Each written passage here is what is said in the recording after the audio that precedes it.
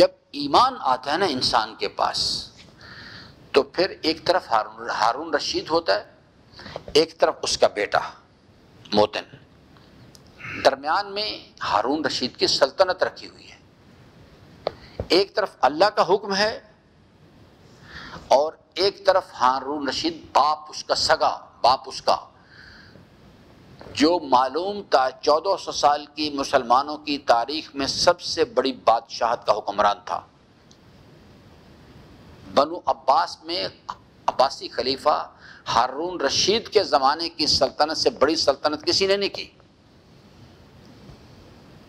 ایک طرف ہارون رشید بیٹھا ہوا تھا، ایک طرف اس کا بیٹا، اور وہ کہتا ہے کہ یہ سلطنت لے لو،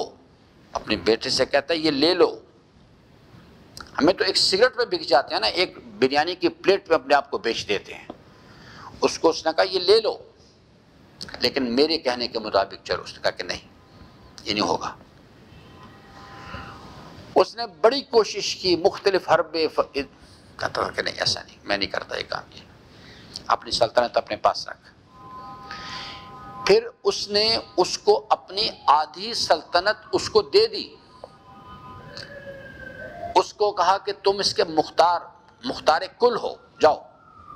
7 وزیر لگا دیے، دیگر چیزیں۔ جب اس نے دیکھا کہ جناب اب کوئی راہ حل میرے پاس، راہ فرار باقی نہیں رہ گیا، اور مجھے یہ چیز لینی ہی لینی ہے، اور قیمت کیا ادا کرنی ہے؟ اللہ کا ناراضگی مول لینی ہے، تو وہ رات بھاگ گیا۔ جب انسان کے پاس ایمان آتا ہے نا،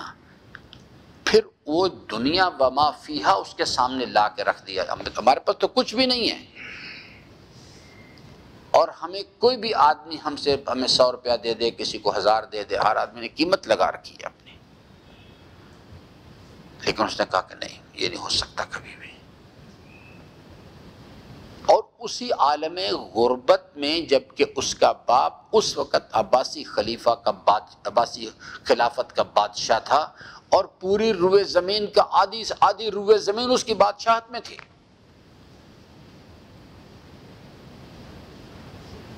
بڑے بڑے بادشاہ جو تھے اس وقت زمانے کے، وہ ہارون رشید سے صرف ہم کلام ہونا اپنے لیے مقام فخر سمجھتے تھے۔ اس کا بیٹا، اس نے کہا کہ باپ سے کہا کہ نہیں، یہ کام نہیں کروں گا، یہ نہیں کر سکتا میں کام، کہ یہ بادشاہت جو تو مجھے دینا چاہتا ہے، یہ چیز میرے لیے اللہ کا غضب لے کے آئے گی، یہ کام میں نہیں کروں گا۔ اور جب اس نے دیکھا کہ کوئی راہ حل نہیں رہ گیا، اس کے سامنے تھا یا تو بادشاہت قبول کرے، اور یا پھر اس کے پاس کوئی راستہ اور تھا نہیں، تو وہ رات کی تاریکی میں بھاگ گیا، اور اسی عالم غربت میں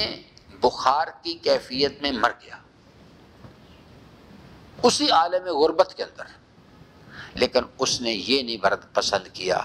کہ وہ اپنے رب کی نافرمانی کے راستے پر، اس واسطے اسے سمجھ آ گئی تھی اس بات کی کہ ہر انسان کی ایک قیمت ہے،